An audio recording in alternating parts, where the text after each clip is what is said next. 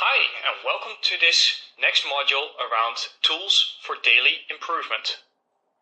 In this module, we'll be talking about how we manage our daily improvements. To manage that, we have a couple of concepts. The first one is the so-called 3C methodology. The 3C is a simple but thorough approach to solving smaller challenges in our teams. The second component is what you will see as a standard when you walk onto our floors. You will notice the daily huddle and performance management being central pillars to how we work as an organization.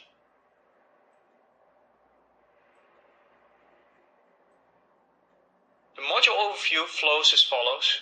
We start with the 3C concept to then go into identifying our concerns, following find what causes our problem, to then move to finding solutions to solving our problem, and the daily and performance management tools.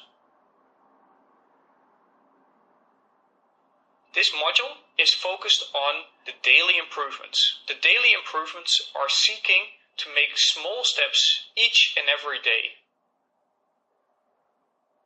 If I look at what is important to change in our ways, is that we stop jumping from thinking that we know what the problem is to actually knowing what the problem is before we then start to fix it. The fundamental difference between this is that if we jump to conclusions, we might find ourselves in a firefighting mode. We keep on solving the same issue because we actually haven't tackled the true origin of why this problem is actually appearing. So for that, I'm teaching you now the concept of the 3C, and that means tool time. The first step in the 3C is to understand what is it. 3C stands for concern, cause, and countermeasure. Now let's look at each individual item. Concern. What is a concern? Well, basically that is a problem or a concern that we have. It might be related to process performance. It might be that our customers are complaining about something, or that you find yourself doing work that you feel like doesn't make any sense. Once we have described the concern, then we can go to the cause. And that is where we're seeking to find the true nature, true origin of our problem. To then finally get to the fun stuff, which is to think of solutions. So what are the solutions we can think of to reduce or eliminate the effect of the cause and therewith eliminating the overall problem?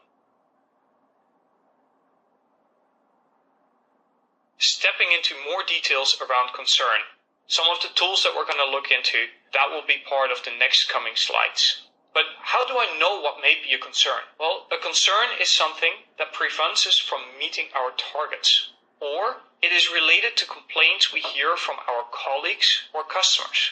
We might be doing things that our customers don't need, or things that make us work more hours than expected. In other words, anything that is waste or non-value added. But what is waste then? Well, our customers are looking for an experience that he or she values.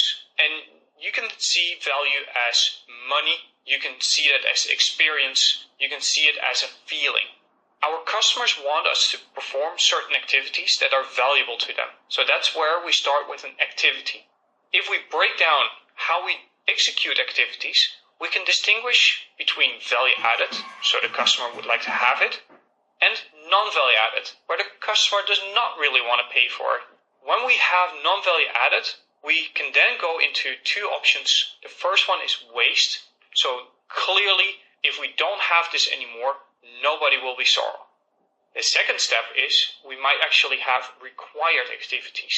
Those are mandated, such as, for instance, tax or legal requirements, things we need to do as a company, but the customer does not want to pay necessarily for that activity. So things like for us, filing invoices and keeping them for 7 years, we need to charge to our customers, but our customers do not see that as added value. The other element is transporting products from factories to a warehouse. In a basic principle, it is non-value added waste. But funny enough, we don't manufacture our products directly at the premise of our customers. Therefore, we actually need to still transport our goods, and that is where we need this required non-value added activity. What we try to do with continuous improvement is to reduce the amount of non-value added activities. If we focus on eliminating the waste, we actually get a higher percentage of value add and a lower percentage of non-value added.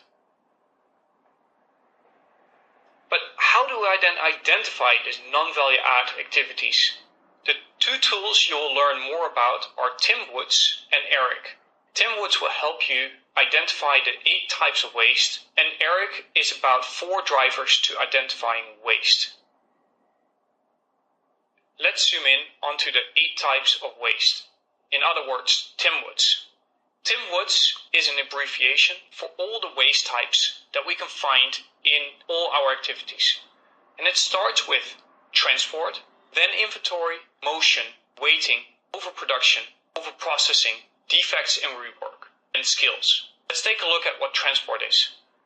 So transport is unnecessary movement of materials and paperwork. You can think of it like, I need to move a box from floor A to floor B, or a set of files from location XYZ to location ABC. For that, we actually need to physically move the products. The next one is inventory. Inventory is typically categorized as something that is work that still needs to be done, and it's basically pile up. The next one is motion, and that is needless movement of goods or people. So motion could be, I need to copy and paste items from screen 1 to screen 2 to execute the process. The next one is waiting. Well, who doesn't know about waiting? I think we all can identify waiting quite easily. Just picture yourself having to go to the doctor's place for your appointment. At least here in the Netherlands, most of the times, I'm never on time being called in. Overproduction.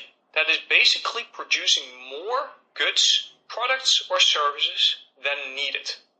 Overprocessing is similar to gold plating it, making it better than that it is really needed. Defects and rework, basically anything that is coming out of a process that has not the right quality, and the customer will not like to have that.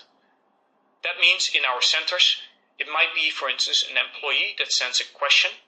We don't understand the question. We need to go back to the employee. Then the employee answers it. We still don't understand it. Then we call the person, and that's how we then understand what the true question is about. The last item in Tim Woods is skills. And that is all about misuse of talent. So basically giving work to people who are overqualified for doing this.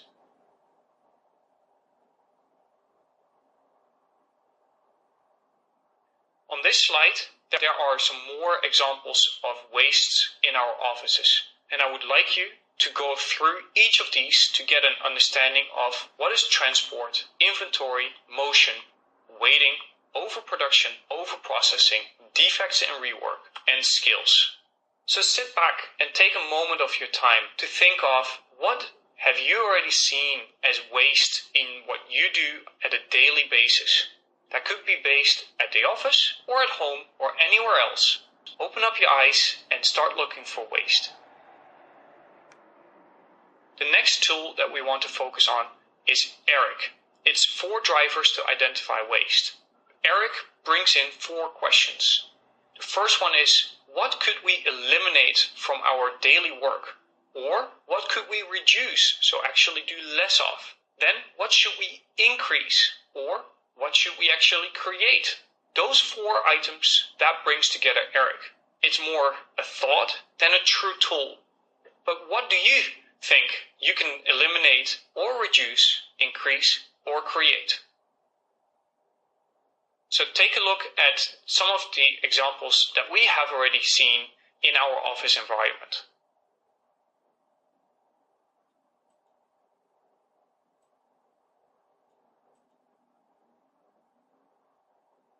Now that we are finished with identifying what concerns us, or actually what concerns our customer, it's time to go into what causes the problem. The cause of our problem is where we are starting to seek to understand what are the root causes that are underlying to our problem. You can picture a root cause as the reason why certain things are happening.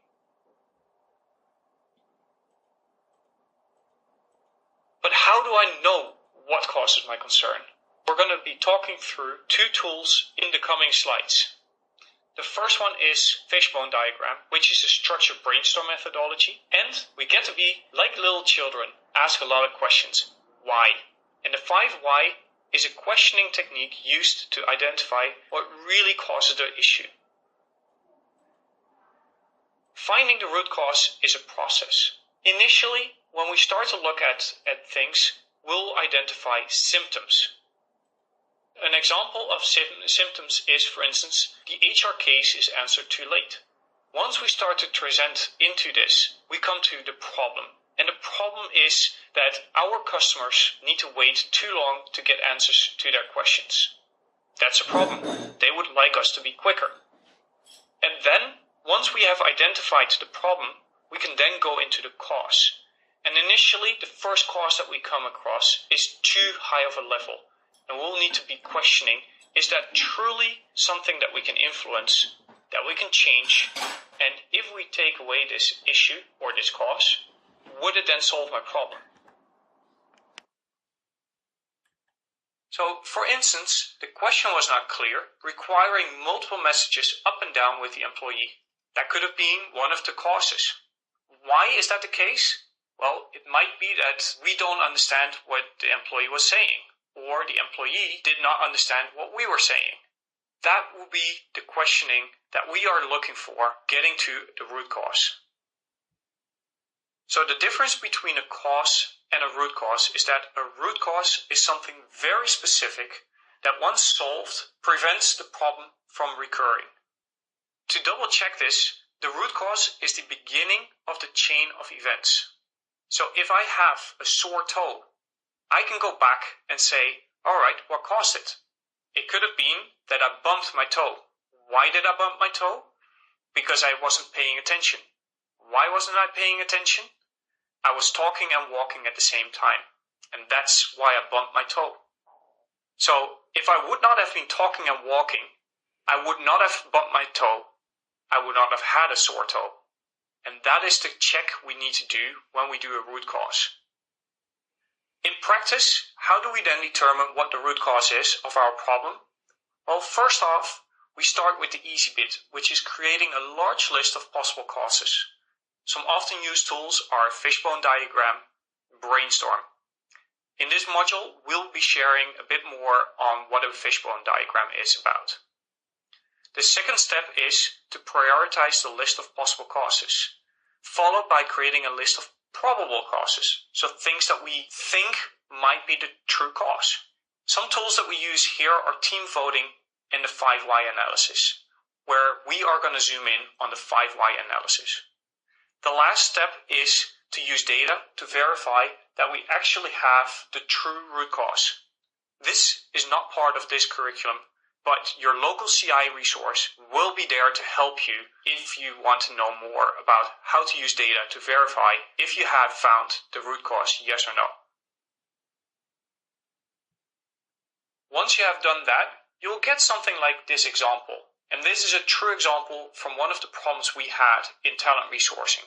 Here we had a problem that we had a lack of transparency and attention to internal applicants.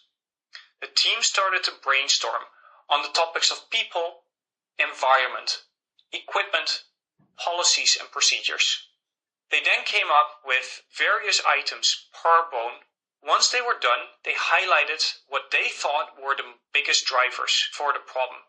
Those are circled around. So you see yellow boxes, you see red aligned and green aligned items. Once the team had done this, they actually went into the next step, being what are the likely causes. The tool used for this is a 5 why. And why 5 why? Because typically when we start to do the first question why, it's too broad of an answer. So we need to zoom in 1, 2, 3 levels further. Ultimately, the questions that we keep on asking is, why is that happening, or why? And we definitely need to go back and check if we read from the deepest level to the problem statement to say, therefore this happens. Remember the example of me bumping my toe? I could say the reason why I have a sore toe is because I was walking and talking at the same time. That meant I wasn't paying attention. So if we flip it around, I can say, because I was walking and talking, therefore it happened that I bumped my toe, and the story continues. Let's take a look at another example. So why are 15% of our invoices paid too late? The cause that we found was our invoices were processed too late. Why were the invoices processed too late? Well, approvals were given too late. Why were the approvals given too late? It was unclear for the manager how quickly he had to approve the invoice. Most people will stop at this level, but the fact that you are stuck at unclear for the manager is a very generic issue, and we don't know truly what causes it, so let's dare to ask another question. Why was it unclear for the manager what the expected timeline is for approving invoices? He was new to the company and missed our instructions. Most people will take this then and say, okay, then we just need to send them instructions. But if we truly want to solve the problem, we ask one more question. Why did he miss our instructions? It was not part of his onboarding package. So if we now change the onboarding package, we will therefore have better instructions. Therewith, he knows what to do and how quick he had to approve the invoice. That meant the approval was not given too late, and we could pay our invoices more timely. Here, another example is given of a 5 why, which is around making travel arrangements, where making travel arrangements is too time-consuming and therewith a hassle. So why is that the case? Take a look at this and try to understand the flow that the team has taken to answering the question, why do we have this problem? In this example, you can see that the team took different steps asking the why, getting answers. It's not a singular answer. Sometimes it branches off into multiple answers, to then, in the next why, come back to the same reason. If we then look at it, we ultimately get to 3 probable causes. The first one is no training program exists. The second is travelers' requirements not known by the secretary. And the third one is a complex form. That is what the team selected as the most likely reasons of having this issue. This will be the moment that we would use data to then find if these are the true root causes.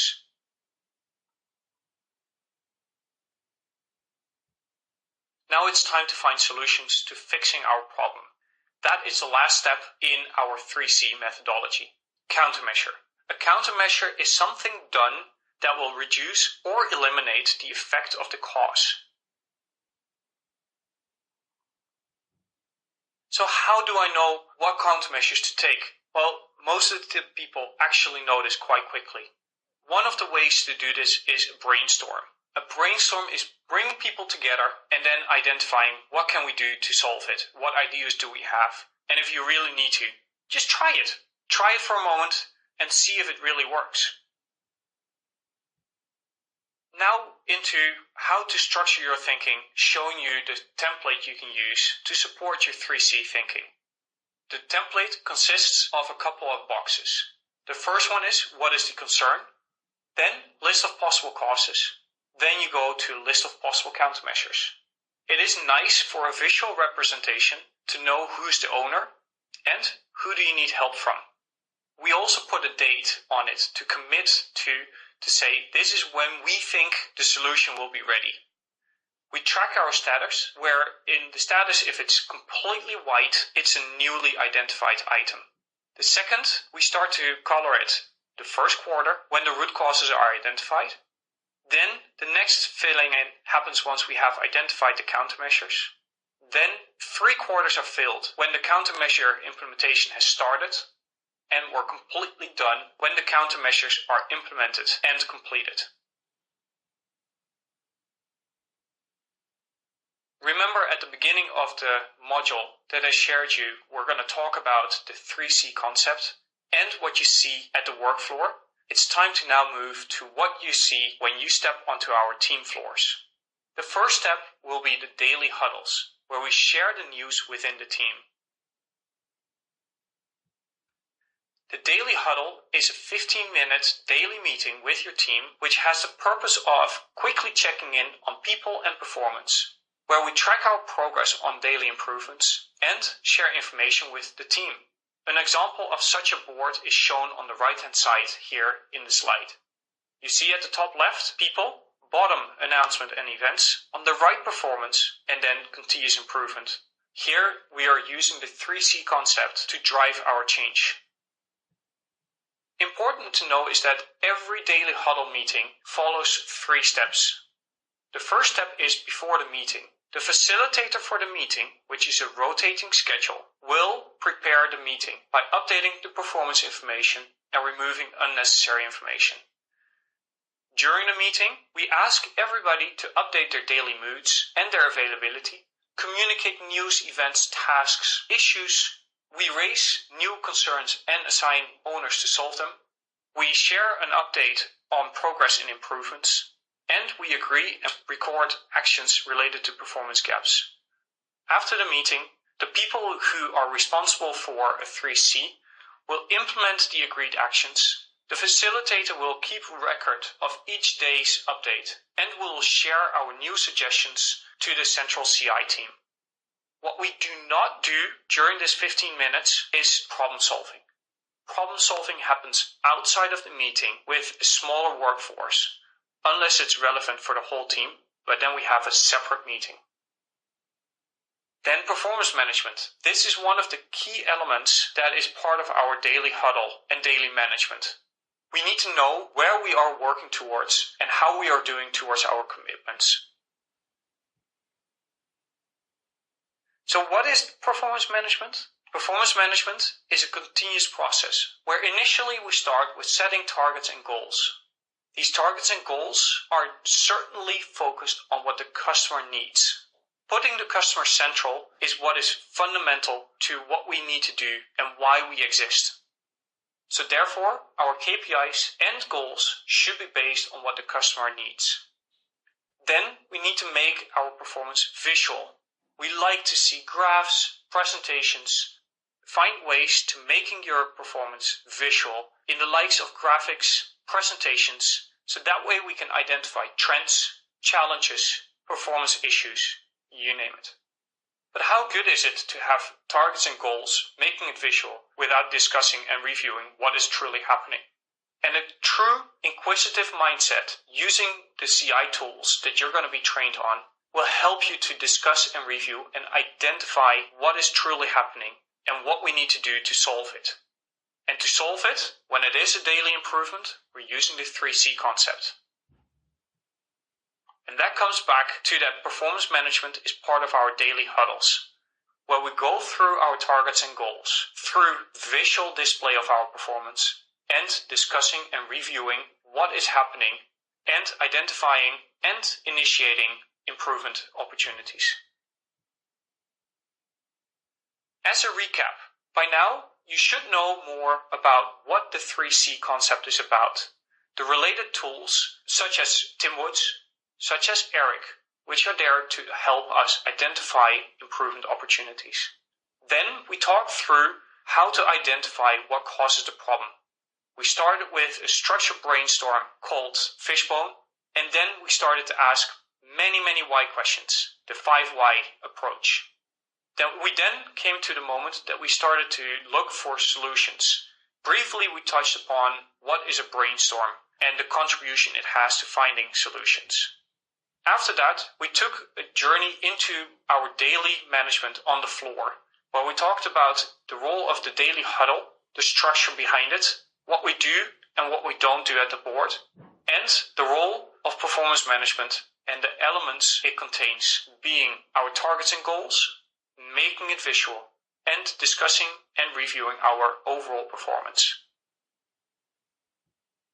If you want to learn more about the 5 why concept, there is an e-learning available to you. You can use this e-learning, which will take you about 40 minutes to complete, where you'll know a lot more about the 5 why, but you get to practice with it even more.